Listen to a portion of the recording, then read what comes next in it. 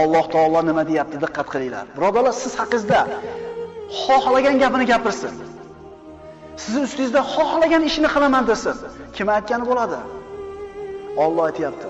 Shak shubhasiz biz ular sizni masxara qilib aytayotgan so'zlaridan dilingiz siqilishini bilurmiz. Bandalarim dillari siqilayotganini men bilaman, deyapti. Muhammad alayhisalom haqida shunaqa gap gapirilgan. Ey Muhammad alayhisalom, bularni gapirayotgan gapidan, qilayotgan ishidan sizni dilingiz siqilayotganligini men bilaman, deyapti. Endi nima qiling, deyapti.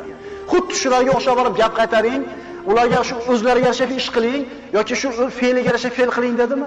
Nima deyapti? Voy parvo qilmang, deyapti. Oyat davomini o'qiymiz.